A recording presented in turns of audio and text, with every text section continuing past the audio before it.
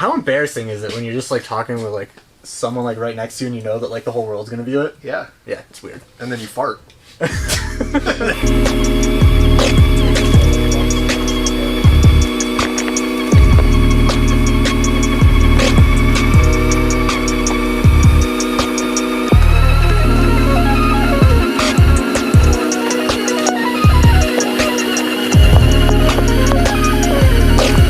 Hey guys, Adam here, and I have in front of me the brand new RC 4-wheel drive Hero. So first impressions is the box is quite large, wrapped in RC 4-wheel drive tape, and it's looking pretty interesting. However, I want to mention that I've got this weird backdrop going on behind me, something a little different for me, something you haven't seen, and that's because currently I am at the RC Addict compound where this just came in, and we're getting a nice first look.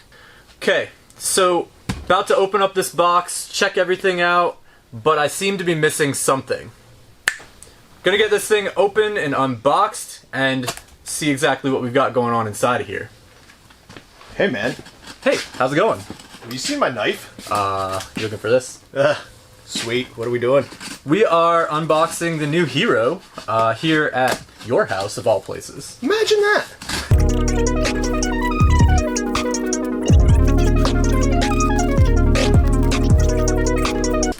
So, let's turn it that way. Take a good look at that. Actually, turn it up a little bit so people can see. And it's looking pretty cool. So this is the ready-to-run version. They have a, it says kit, but I think it's just an almost ready-to-run with no electronics, right? Yes. We ordered in the ready-to-run with everything in it. And it's black. They have other colors listed, but there is no other color that... Yeah, so on the RC 4-wheel drive website, they only show it as black. So it's interesting that they have other colors listed, so maybe something for the future? That'd be cool. I agree. Lots of, this thing is gigantic. It is. Let's see if we can get it out of this box. Just tip it upside down and dump it out.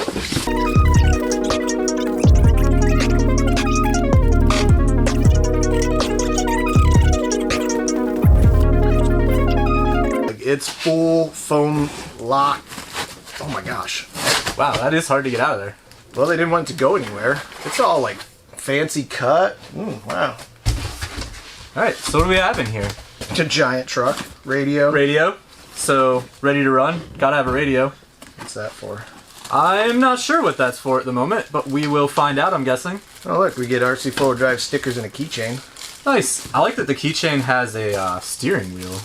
I'll have to show you guys that in a minute, but RC 4-wheel drive keychain with a steering wheel. Stickers, because you always need carbon fiber hood vents. Absolutely carbon fiber hood vents. And apparently windshield wipers were optional. I guess the windshield wipers, yeah. But I think put those on there and glue them on, I would think. Ooh, it's got an XT60 plug on it. Nice. Can you get... I don't know if I can get from this end and you from that end. something? It's a team effort. Oh. There we go. Oh, it's heavy. Alright, let's get rid of the box. That thing is huge. Dude, that's monstrous. And tiny tires, though. Yeah, they are. I do have to say, though, for being a Voodoo guy, like, these tires look cool. They got a neat tread. They say JD model right on them. Is JD the one that actually manufactured it?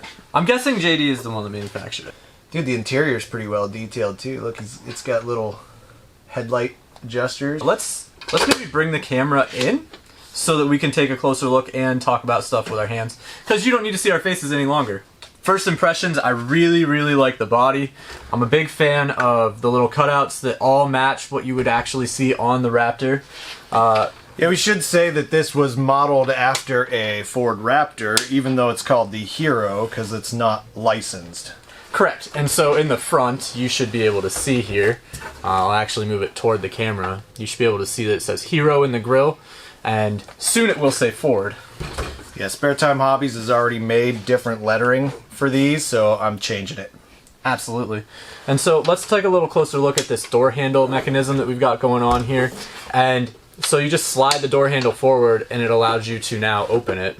Yeah, it's... Well, maybe. It stays shut. It's kind of like the JK body door, so it does have a hook so that it holds itself shut, but that extra lock is what I found really cool. So it can't pop open if you roll it. Right. And so the opening and closing doors are a massive plus, especially if you are into the scale competition scene and you know anything about Class 0, Class 1, Class 2, Class 3. Class 0, most things, even though not an official rule set, most comps usually require you to have at least one opening item. This truck has an opening tailgate and the way opening doors. That tailgate's really cool too. There's a pinch. I don't know if you can see, there's a pinch right here that you slide to open and close it, so that's really cool.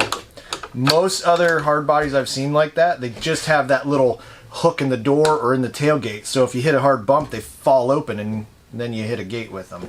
Exactly. Although I don't know that I would try to compete with a street stock looking truck. Right, and I think that that's not exactly what this truck was designed for. It was designed to look really, really good and take killer pictures while also driving in a very scale realistic way.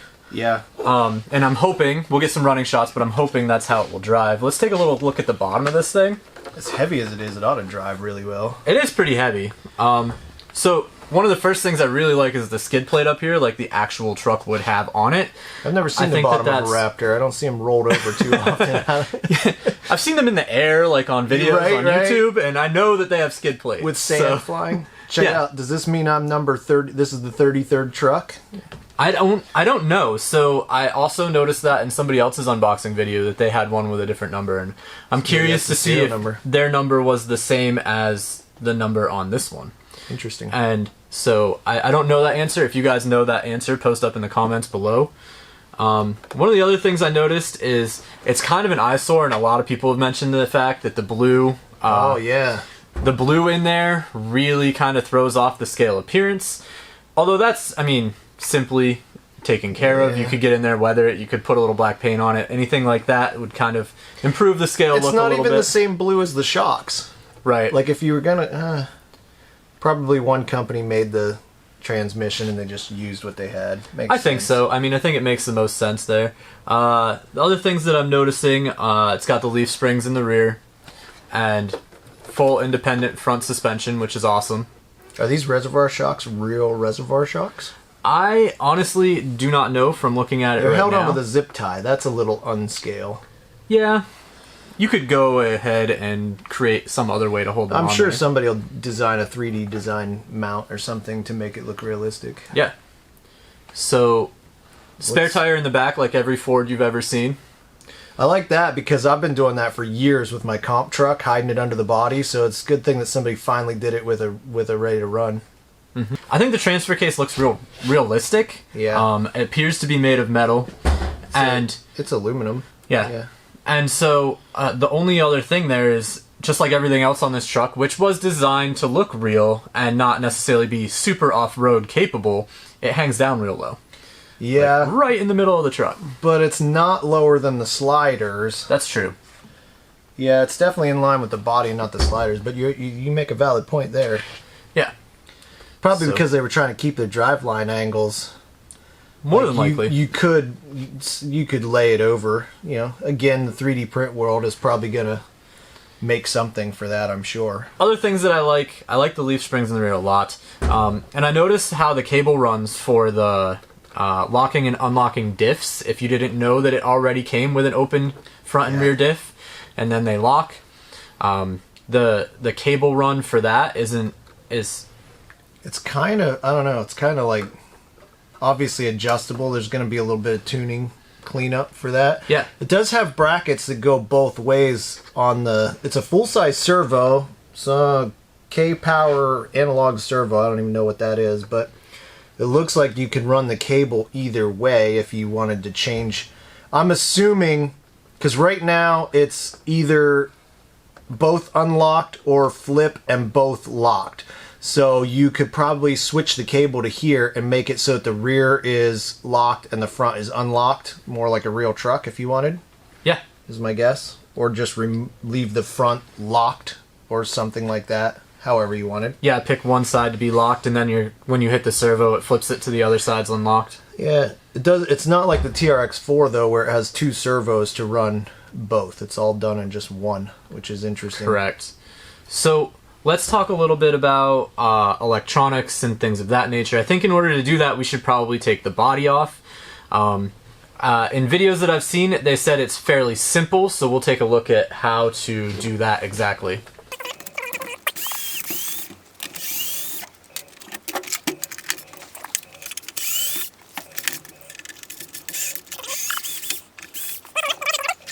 Let's talk briefly about the electronics that come in the ready to run. You've got your waterproof 1060 Hobbywing, correct? Yeah, Hobbywing 1060. You have an RC four-wheel drive. RC four-wheel drive. It just says tuned machine modified 35 turn on it. Yeah, tuned machine modified 35 turn. I'm guessing you're going to have to Google that one. Yeah. It's rebuildable. It doesn't look like a cheap throwaway can motor, so at least it's a semi-decent motor. You've got your receiver tucked up in underneath the dash, which there's a lot of space in there. Yeah, I was actually thinking, man, you could put that whole ESC in the dash and hide it if you want to do a scale motor or something. Yeah, and with plenty of room to build a firewall inside of there too, I think, and with all of that hidden even. Yeah, they have that weird distro block though. Yeah, so what this is, we were just talking about it off camera because I'd never seen anything like that before, is that the power runs from the back of the truck for behind the rear seats all the way up to here, and this distributes the power to the various different items that it needs to run. So it looks like battery leads coming in, going out to your ESC, ESC going out, going to motor. Just rather, instead of them making custom leads, they just put a distro block in there. I think it'll be confusing if new people buy it that don't know how wiring works. That might actually be more confusing to them because it's not necessarily foolproof. The ready to run comes with the same K-Power servo that we saw in the back, and it has a giant plastic servo saver on it. So that is how much slop is in that plastic servo saver. That's a lot of bump steer. Right, and I think that what they're doing is where trying. The servo actually catches. Like there, I moved it. There's servo. Like that's a lot of slop. Yep, and what they're doing is trying to save the servo from having any issues, and I understand that, but a little bit more powerful servo in there, and you could probably eliminate a lot of that bump steer that you've got going on. That's all. I do like that the battery is in the back and it's hidden under the seat. That's what this. Oh, that's what this cover is for. Oh. I see. It slides into the bed and completes the bed. Like a so. Look at that. Full drop bed. And battery would be hidden by the body. Yep. Already comes with the XT60, which is pretty much what everybody's switching to these days anyway. They're all switching to that XT60 plug. Right, and it's in an easily accessible place, which a lot of times with scale trucks you run into issues with where do you put the battery, and can you put a decent sized battery in there? And this looks like, I'm guessing, but I think you could put, you should be able to fit a full-size battery in there without any issues. I happen to have a full-size 2-cell right here. All right. Oh yeah, no worries at all. Oops, I put it in crooked. There. Yeah, it'll totally fit. Wires tucked behind the seat. All right, so it fits right in there with no issues whatsoever, and it makes it really nice because you'll get a lot of runtime. So I feel like this is a truck that you're going to go out and take scale video, take scale photos, and you don't want to be messing with a tiny, tiny battery that you have to switch every 5 minutes. Right. So a nice big battery for a long, calm trail run should be a nice addition to what's going on. Yeah, the tiny tires should make it really fun for doing like a walking trail kind of a driver truck. I do see one very obvious thing that I'm not a huge fan of. I hadn't looked at it in that direction until right now. They didn't finish the backs of the seats. And although that is easy enough to fill in with some styrene work or a 3D printed piece that I'm sure someone will make, when you take a picture from behind the truck looking in the back window, I think it's going to be noticeable. I wonder if it is or if they didn't bother because they were like, look, you can't see. That could be true. They could have just not done it for that purpose. So. Nah. Yeah, you can definitely see. They definitely are showing up in the back window. And so, I don't know if you can see on the camera. That's a harder shot to show you, but it's not a big detail that was missed, but with all the effort that went into all of the other details on this truck, I feel like that one tiny little piece is a pretty decent sized swing and miss. That's pretty much all of the things for an unboxing. Shuts like a real truck. It does shut like a real truck. Gotta slam it. Bam!